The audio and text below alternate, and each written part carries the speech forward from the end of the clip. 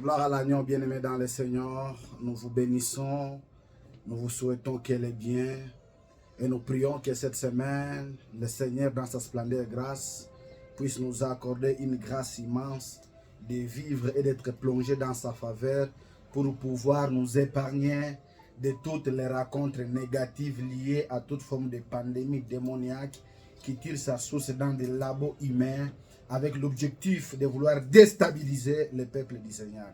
Ce matin, bien-aimés dans le Seigneur, nous sommes le lundi, qui est une autre nouvelle semaine, où la grâce du Seigneur vient encore de tomber sur nous, moi et vous, pour que nous soyons partie prenante de cette semaine, à qui nous porterons encore un autre témoignage auprès de notre Père, le Créateur incréé, le Dieu de toute puissance. Dieu m'a dit de dire à quelqu'un, comme ce qu'il a dit l'autre fois avec Josué, dans le premier livre de Josué, l'Éternel est en train de parler avec Josué, fortifie-toi et prends courage. Et puis j'aime la partie B qui dit, dans tout ce que tu entreprendras, moi l'Éternel, je serai avec toi. C'était une façon d'encourager Josué. L'Éternel disait à Josué d'avoir la force de se fortifier. Vous savez les raisons, c'est parce que Dieu savait que Josué était partie prenante de toutes les étapes que Dieu est allé avec Moïse. En d'autres termes, Josué a vu Moïse échouer, non pas parce que Moïse était incapable, mais parce que Moïse était entouré par un peuple avec une immoralité incomparable.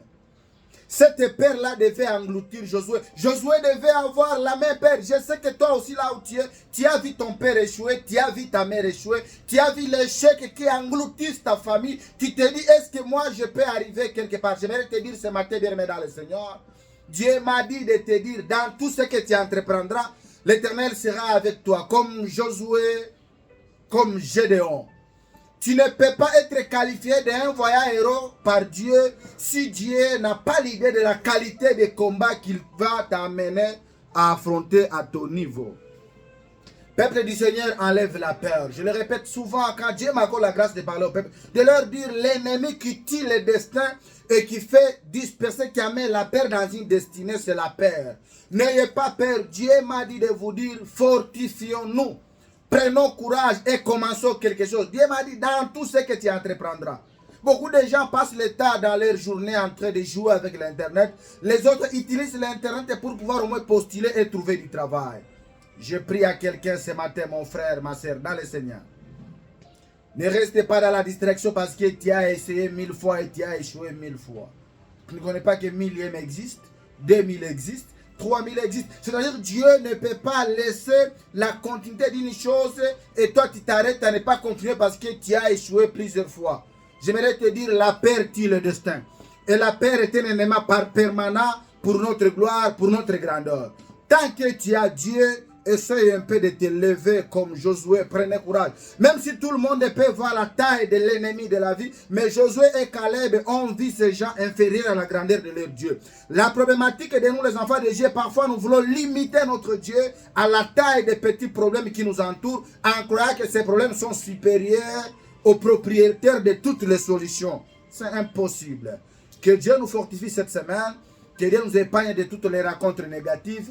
Ebola ne touchera pas ta maison. Si tu crois avec moi, tu n'as qu'à dire Amen.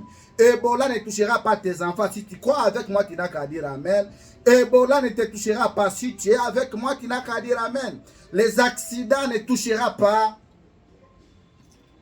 ta famille au nom de Jésus. Je répète bien aimé dans le Seigneur. Toute chose ici qui tire sa source dans une divinité qui n'est pas la divinité par excellence de notre Dieu tout-puissant, ne puisse jamais te toucher. Parce que toi, tu es de Dieu. Et lorsque tu es de Dieu, tu es en Dieu. Et lorsque tu deviens en Dieu, tu deviens Dieu. Et j'aimerais te dire, les dires des humains ne peut pas modifier les grands plans de Dieu dans ta vie. Tu n'es pas n'importe qui. Tu es l'être créé par le Créateur. Et cette créature n'est pas venue pour accompagner. La créature que tu es venu accomplir ta mission parce que tu es un acteur de ta vie, pas un spectateur de cinématologie, d'accomplissement des vies des autres. Que Dieu nous aide et que cette semaine nous soit favorable. Nous vous couvrons par le sang de Jésus et nous vous épargnons de toutes choses qui ne confessent pas la Seigneurie de Jésus. Que Dieu nous protège. Nous vous aimons. Merci.